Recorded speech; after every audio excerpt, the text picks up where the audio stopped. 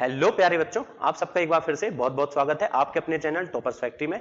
और यहां पर मैं आपके लिए लेकर के आया हूं इस चैप्टर का सबसे इंपॉर्टेंट क्वेश्चन, इलेक्ट्रोकेमिस्ट्री का जो सबसे ज्यादा डिमांडिंग क्वेश्चन है बेटा 4 मार्क्स में, वो है क्या? कोलरॉस law. What is कोलरॉस law? Right it's 2 applications. तो ऐसा क्वेश्चन बेटा अगर आता है आपको तो 4 मार्क्स आपको ये देके जाएगा। अब क्वेश्चन आएगा क्या? Right the कोलरॉस law and it's applications. तो आपको बेटा यहां पर कोलरॉस लॉ का स्टेटमेंट लिखना पड़ेगा और साथ ही साथ इसके कोई 2 एप्लीकेशन आपको एक्सप्लेन करने पड़ेंगे। तो बड़े आराम से ध्यान से समझिए बेटा क्या होता है कोलरॉस लॉ। पहली बात तो मैं बता दूं आपको, इसकी इंपॉर्टेंस आपके सामने है बेटा। 2019 में ये आया था, फिर 20 में फिर से आ गया था बेटा। मतलब कई बार होता है ना, बच्चा सोच रहा है कि 2024 में आया था मतलब 25 में नहीं आएगा, लेकिन ऐसा नहीं है बेटा। 19 में आया, फिर 20 में फिर आया, और फिर 22 में भी आया और 24 में। मतलब कि बेटा ये हर 1-2 साल में तो आते ही रहता है, लगातार भी आ सकता है। इसलिए आप ये नहीं बोल सकते कि अभी आया तो अभी नहीं आएगा, ऐसा कुछ नहीं बेटा। बहुत इंपॉर्टेंट क्वेश्चन। तो कोलरॉस लॉ का कहना क्या है? कोलरॉस लॉ कहता है कि मोलर कंडक्टिविटी किसी इलेक्ट्रोलाइट की, उसमें जितने कैटायन है और साथ ही साथ बच्चों उसमें जितने एनायन है, मतलब जितने पॉजिटिव आयन है और जितने नेगेटिव आयन है, अगर इनकी मोलर कंडक्टिविटी को मैं जोड़ दूं, ऐड कर दूं बेटा, तो मुझे उस इलेक्ट्रोलाइट की मोलर कंडक्टिविटी मिल जाएगी। बहुत आसान सी बात कहता है, कोई बहुत कठिन लॉ नहीं है बेटा ये। देखिए, लेकिन ये जो मोलर कंडक्टिविटी डिफाइन कर रहा है, ये बेटा इनफाइनाइट डाइल्यूशन में बताता है। इनफाइनाइट डाइल्यूशन का मतलब होता है कि आपने सॉल्यूशन को इतना डाइल्यूट कर दिया, उसमें इतना वाटर ऐड कर दिया भाई कि कंसंट्रेशन ऑलमोस्ट जीरो हो गई। यानी कि अगर मैं बोलूं molar conductivity at infinite dilution, या इसे ही मैं कह सकता हूं molar conductivity at zero concentration, तो बेटा दोनों बातों का मतलब एक ही होगा, चाहे आप बोलिए molar conductivity at infinite dilution या आप बोलिए molar conductivity at zero concentration. तो थोड़ा सा पहले बच्चों इसे हम समझते हैं, उसके बाद फिर स्टेटमेंट वगैरह हम देखेंगे। मान करके चलिए मैं बात करता हूं NaCl की। जब बेटा NaCl का आप एक्वस सॉल्यूशन बनाते हैं तो ये आयंस में ब्रेक होता है, ये बनाता है आपका Na+ आयन और साथ ही साथ बनता है क्या बच्चों? Cl- ion. ये बात तो आप जानते होंगे। अब अगर मैं बोलूं बेटा molar conductivity at infinite dilution of NaCl, तो इसको मैं क्या लिख सकता हूं? कोलरॉस लॉ का कहना है कि molar conductivity at infinite dilution of NaCl is equal to molar conductivity at infinite dilution of Na+ plus molar conductivity at infinite dilution of Cl-। यानी कि जब हम Na+ की और Cl- की मोलर कंडक्टिविटीज को ऐड करते हैं तो हमें NaCl की मोलर कंडक्टिविटी मिल जाती है। चलिए बेटा कुछ और कंपाउंड्स के लिए कोलरॉस लॉ को हम पहले समझ लेते हैं। जैसे मान के चलिए मेरे पास है MgCl2 का एक्वस सॉल्यूशन। तो ये बेटा आयोनाइज होता है किस किस में? एक तो बनेगा आपके पास Mg2+ एक्वस और साथ ही साथ बनेगा बेटा 2 Cl- एक्वस आयन बनेंगे। यानी कि ये भी पॉजिटिव और नेगेटिव दोनों आयंस में ब्रेक होगा। अब अगर मैं लिखना चाहता हूं क्या? Molar conductivity at infinite dilution of MgCl2, तो बच्चों कोलरॉस लॉ क्या कहता है? ये बराबर होगा molar conductivity at infinite dilution of Mg2+ और साथ में बेटा ऐड करेंगे molar conductivity at infinite dilution of Cl- को। लेकिन बेटा आप देख सक रहे हैं यहां Cl- कितने हैं? 2 हैं। यानी कि जब 1 मोल MgCl2 आयोनाइज होता है तो 2 मोल Cl- मिलते हैं। इसीलिए बेटा मुझे यहां 2 का मल्टीप्लाई करना पड़ेगा जब मैं Cl- की मोलर कंडक्टिविटी की बात करूंगा। तो यही है बच्चों क्या? कोलरॉस लॉ। अब एक चीज आप बहुत ध्यान से देखिए, जब मैं कंपाउंड के लिए लिख रहा हूं तो ये बना रहा हूं बेटा सिंबल V इनवर्ट। क्या पढ़ेंगे बेटा इसको? V invert. और जबकि आयन के लिए जब मैं लिख रहा हूं तो ये लैम्डा बना रहा हूं बेटा। तो ऐसा मत सोचिए कि मैंने गलत लिखा हूं, ये बेटा सही है। ऐसे ही इसको लिखा जाता है कि जब कंपाउंड के लिए लिखते हैं तो उल्टा V बनाएंगे आप, और जब बेटा आयन के लिए लिखेंगे तो V इनवर्ट का यूज करेंगे। This is your कोलरॉस law.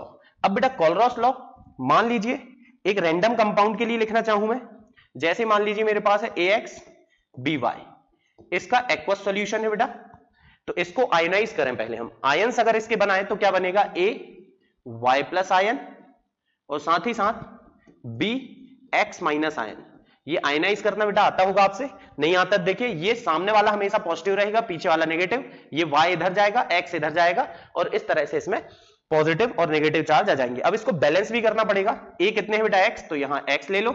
B है बेटा Y, तो यहां पर ले लो Y। अब यहां पर कोलरॉस लॉ क्या बोलेगा? The molar conductivity at infinite dilution of AX-BY अब एक और बात बेटा, इसको ऐसे भी लिख सकते हो आप, molar conductivity at zero concentration, दोनों बातों का मतलब एक ही होगा, is equal to the molar conductivity at infinite dilution of A Y plus plus the molar conductivity at infinite dilution of B X minus ions. लेकिन बेटा आप भी देख रहे हैं इसके 1 मोल से इसके x मोल बन रहे हैं, तो यहां पर हमें इसमें x का मल्टीप्लाई करना पड़ेगा, और इसके कितने मोल हैं y, तो यहां पर y का मल्टीप्लाई करना पड़ेगा। और यही है बच्चों अपना क्या, कॉल-रॉस लॉ।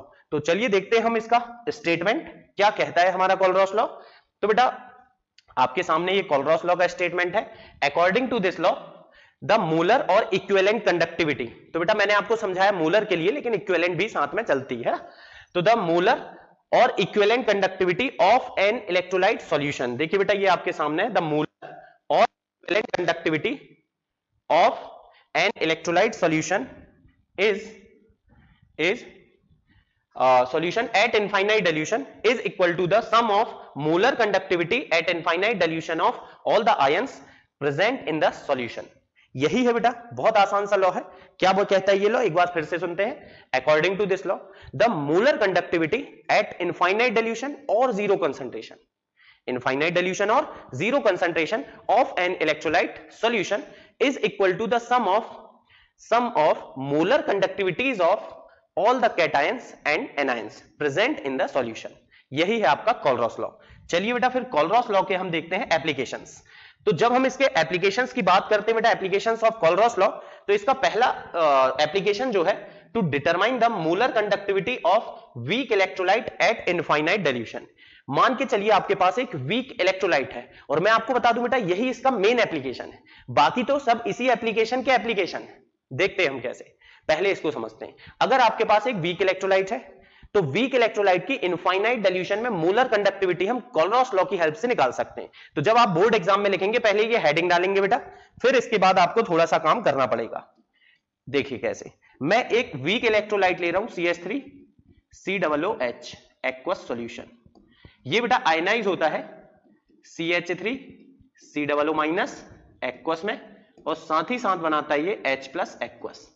ये तो आपको पता होगा बेटा, एसिटेट आयन और हाइड्रोजन आयन बनता है। अब कॉल-रॉस लॉ इसमें हम लगाएं, तो कॉल-रॉस लॉ क्या कहेगा, molar conductivity at infinite dilution या zero concentration of CH3COOH is equal to molar conductivity at infinite dilution of CH3COO- plus molar conductivity at infinite dilution of H+। बढ़िया बेटा, अपन ने इतनी कहानी तो समझ ली। ये कॉल-रॉस लॉ, यही तो आपका कॉल-रॉस लॉ है ना। अब मैथ्स करते हैं थोड़ी।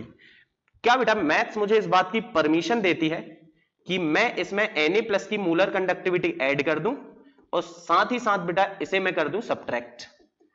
क्या मैं Na+ की मोलर कंडक्टिविटी इसमें जोड़ के माइनस कर सकता हूं बेटा? बिल्कुल कर सकता हूं, कैंसिल हो जाएगा, कोई फर्क नहीं पड़ेगा। लेकिन हम क्यों कर रहे हैं अभी पता चलेगा आपको। ऐसे ही बेटा मैं Cl- की मोलर कंडक्टिविटी भी यहां पर ऐड कर रहा हूं, और साथ ही साथ सब्ट्रैक्ट कर रहा हूं Cl- की। ठीक है, इस तरीके से। अब देखते हैं आगे की कहानी ऐसी बच्चों, हमें तो चाहिए है क्या, मोलर कंडक्टिविटी ऑफ CH3COOH। तो molar conductivity at infinite dilution of CH3COOH is equal to, देखिए पहले मैंने इसे लिखा, किसे, CH3COO- को, CH3COO- को। देखिए आप, पहले तो बेटा मैंने इसे लिखा, अब मैं लिखने जा रहा हूं इसे, किसे, Na+ को। क्यों कर रहा हूं मैं ऐसा, आपको अभी बेटा जैसे जैसे वीडियो आगे बढ़ेगा सारी कहानियां समझ में आ जाएंगी। फिर इसके बाद अब मैं लिख रहा हूं बेटा किसको, इसके बाद मैं इस H+ को लिख रहा हूं, किसके साथ, इस Cl- के साथ। H+ को लिख रहा हूं मैं, plus molar conductivity at infinite dilution of H+ plus molar conductivity at infinite dilution of Cl-। ये कर लिया बेटा। अब जो दो माइनस माइनस वाले हैं, कौन से, माइनस माइनस वाले बेटा, Na+ और Cl-, इनको हम लिखते हैं, लेकिन इसमें हम माइनस कॉमन ले लेंगे, तो बचेगा क्या, molar conductivity at infinite dilution of Na+, और बेटा माइनस कॉमन लेने से यहां प्लस हो जाएगा, और ये बचेगा क्या मेरे बच्चों, Cl-। आती बात समझ में, चलिए बढ़िया है। फिर अब हम आगे बढ़ते हैं। अगेन बेटा यहां पर आप इन दोनों में कॉल-रॉस लॉ लगाइए। CH3COO- और Na+ मिल करके कंपाउंड बना लेंगे, और यहां पर हम लिख सकते हैं बेटा molar conductance at infinite dilution of ये दोनों मिलकर के कंपाउंड बनाएंगे CH3COONA। ये और बेटा और कौन कौन मिलेंगे, H+ और Cl- जब आपस में मिलेंगे तो ये दोनों मिलकर के बनाएंगे HCl, molar conductivity at infinite dilution of HCl। और माइनस Na+ और Cl- मिलकर बनाएंगे बेटा molar conductivity at infinite dilution of NaCl। ये हो गया बेटा इसका एप्लीकेशन कंप्लीट। तो अल्टीमेटली जो रिजल्ट मिला हमें कि molar conductivity at infinite dilution of CH3COOH is equal to molar conductivity at infinite dilution of CH3COONA plus HCl plus NaCl, sorry minus NaCl बेटा।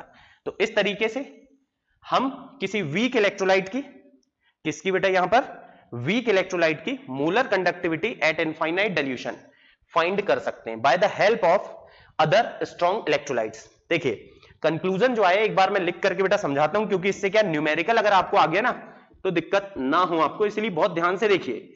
CH3COOH की जब मैं निकालना चाह रहा हूं तो ये किसके बराबर है, ये है बेटा, सबसे पहले हमने लिया था CH3COONA, साथ में हमने क्या लिया था बेटा HCl, और माइनस हमने किया था NaCl। अब आपको अगर बेटा आपको किस किस की, CH3COONA की जो कि एक स्ट्रॉन्ग इलेक्ट्रोलाइट है, HCl की और NaCl की molar conductance at infinite dilution दी हो, तो आप बेटा इन दोनों को ऐड करके सब्ट्रैक्ट कर देंगे तो क्या हो जाएगा, हमें ये वैल्यू मिल जाएगी। इस तरह से ये होता है पहला एप्लीकेशन कंप्लीट। तो फाइनली बेटा पहला एप्लीकेशन क्या बता रहा है आपको कि अगर आपके पास अलग अलग स्ट्रॉन्ग इलेक्ट्रोलाइट्स की इनफाइनाइट डिल्यूशन में मोलर कंडक्टिविटी गिवन है, तो आप क्या कर सकते हो बच्चों, आप किसी भी वीक इलेक्ट्रोलाइट की मोलर कंडक्टिविटी फाइंड कर सकते हो। अब अगर न्यूमेरिकल आता है इससे तो क्या होता है, सुनिए, ये वैल्यू आपसे पूछेगा CH3COOH की, ये गिवन होगी, ये गिवन होगी, ये गिवन। तो बेटा क्या ध्यान रखना है, जो आयन इसके सिमिलर है, मतलब देख बेटा ध्यान से समझो, जो आयन जैसे इसमें CH3COO है तो CH3COO और साथ में इसमें H है तो H, तो सिमिलर आयंस वालों को आपस में ऐड कर देना, और जिसमें बेटा कहीं दूर दूर तक इसके आयन नहीं है उसको माइनस कर देना। तो जिसमें हमारे वीक इलेक्ट्रोलाइट के सिमिलर आयन है उन दोनों को आप ऐड करोगे, और बच्चों जो डिफरेंट है एकदम अलग है उसको सब्ट्रैक्ट करोगे। एक एग्जांपल और बताता हूं, मैं इसका पूरा एक्सप्लेन नहीं करूंगा बेटा, आप बोर्ड एग्जाम में इतना लिख के आ जाएंगे, पूरी कहानी है, तो आपको बिल्कुल गारंटी दे रहा हूं कि ये पहला एप्लीकेशन कंप्लीट हो गया, इसमें आपको मार्क्स मिल जाएंगे, ठीक है ना। ये इतना पूरा आपको काम करके आना पड़ेगा आपके बोर्ड एग्जाम में। अगर आप इतना काम कर देते हैं तो मैं गारंटी दे रहा हूं बेटा आपको इसमें मार्क्स मिल जाएंगे, ठीक है। चलिए अब हम देखते हैं, अगर न्यूमेरिकल आ गया इसी एप्लीकेशन से तो एक क्वेश्चन और बन सकता है ना, इन दो के अलावा कुछ नहीं आएगा, ये आप बिल्कुल भरोसा रखें। अगर आपका वीक इलेक्ट्रोलाइट रहा NH4OH तो क्या होगा बेटा, आप इसके लिए सबसे पहले लोगे NH4 वाला कोई स्ट्रॉन्ग इलेक्ट्रोलाइट जो कि मान लीजिए NH4Cl, फिर OH वाला ले लोगे एक, OH वाला जो स्ट्रॉन्ग इलेक्ट्रोलाइट है मेरा वो है क्या NaOH, और माइनस कर दोगे बच्चों molar conductivity at infinite dilution of NaCl को। तो इस तरीके से आप ये काम कर सकते हो, मतलब ये अगर एसिटिक एसिड का न्यूमेरिकल आया तो इतना कर देंगे, अगर NH4OH का आया तो इतना कर देंगे। तो this is the first application of Kohlrausch law. अब दूसरे एप्लीकेशन की तरफ चलते हैं बेटा, to determine the degree of dissociation of weak electrolyte. होता क्या है, वीक इलेक्ट्रोलाइट 100% आयंस में ब्रेक नहीं होता है, तो कितना ब्रेक हुआ, कितना डिसोसिएट हुआ, ये हमें कौन बताता है बेटा, ये हमें बताता है डिग्री ऑफ डिसोसिएशन। और डिग्री ऑफ डिसोसिएशन को बच्चों हम अल्फा से डिनोट करते हैं, और कहीं ना कहीं अगर मुझे degree of dissociation of weak electrolyte निकालना हुआ बेटा तो मैं निकाल सकता हूं। कैसे निकालूंगा, molar conductance at C concentration upon molar conductance at 0 concentration.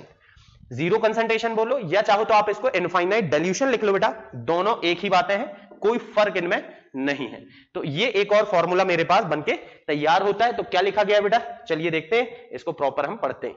पहले तो हमने लिखा यहां पर एप्लीकेशन है ना, तो मेन हेडिंग क्या है, to determine the degree of dissociation of weak electrolyte.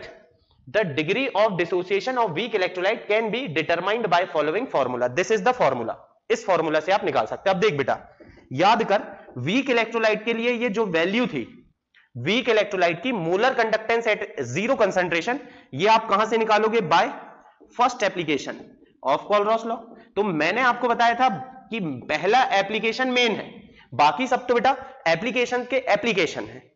क्या है, एप्लीकेशन के एप्लीकेशन। कैसे, जहां जहां बेटा, जहां जहां वीक इलेक्ट्रोलाइट की इनफाइनाइट डाइल्यूशन में मोलर कंडक्टिविटी लगेगी, वो कोलरॉस लॉ का एप्लीकेशन बन जाएगा, क्योंकि उसे हम कोलरॉस लॉ के फर्स्ट एप्लीकेशन से ही फाइंड कर पाएंगे। देखिए, अगर बेटा मुझे अल्फा चाहिए यानी डिग्री ऑफ डिसोसिएशन चाहिए, तो इस फॉर्मूला के अकॉर्डिंग किसी सी कंसंट्रेशन पर मोलर कंडक्टिविटी मुझे पता हो और जीरो कंसंट्रेशन पर यानी इनफाइनाइट डाइल्यूशन पर मैं कोलरॉस लॉ से निकाल लूं, तो मैं अल्फा निकाल सकता हूं। The molar conductivity at infinite dilution of weak electrolyte can be determined by the first application of Kohlrausch law. ये बेटा सेकंड एप्लीकेशन है, आपको इतना काम तो करना पड़ेगा। मैं थर्ड एप्लीकेशन भी आपको बता रहा हूं, आप बेटा कोई दो करना रहता है, लेकिन फर्स्ट तो कंपलसरी, पहला तो आपको करना ही पड़ेगा। फिर सेकंड और थर्ड जो मैं बता रहा हूं उनमें से कोई एक कर सकते हैं आप। सेकंड क्या है? Calculation of solubility product of sparingly soluble salt. तो बेटा आप लोगों ने 11th में स्पेरिंगली सॉल्युबल सॉल्ट पढ़ा होगा, अगर नहीं भी पढ़ा बेटा अभी तो जाने दो भाड़ में, क्योंकि अभी तो फिलहाल अपन क्या कर रहे हैं, अपने बोर्ड एग्जाम पर फोकस कर रहे हैं, तो इतना ज्यादा हम 11th को डिटेल में पढ़ पाए इतना समय हमारे पास नहीं है। स्पेरिंगली सॉल्युबल सॉल्ट क्या होते हैं? ऐसे सॉल्ट होते हैं जो वाटर में बहुत स्लाइटली डिसॉल्व हो पाते हैं, मतलब बहुत कम अमाउंट में डिसॉल्व होते हैं। तो ऐसे सॉल्ट बेटा जो बहुत कम अमाउंट में डिसॉल्व होते हैं उनको हम कहते हैं क्या? स्पेरिंगली सॉल्युबल सॉल्ट, और उनकी सॉल्युबिलिटी हमें निकालनी पड़ती है। अब अगर मेरे पास कोई स्पेरिंगली सॉल्युबल सॉल्ट है, the solubility product of sparingly soluble salt can be determined by the following formula. यहां पर बेटा आपके पास स्पेरिंगली सॉल्युबल सॉल्ट की सॉल्युबिलिटी अगर निकालना हो तो आपके पास फॉर्मूला है solubility is equal to solubility product, sorry बेटा सॉल्युबिलिटी प्रोडक्ट यानी कि KSP। तो यहां पर आप क्या करोगे?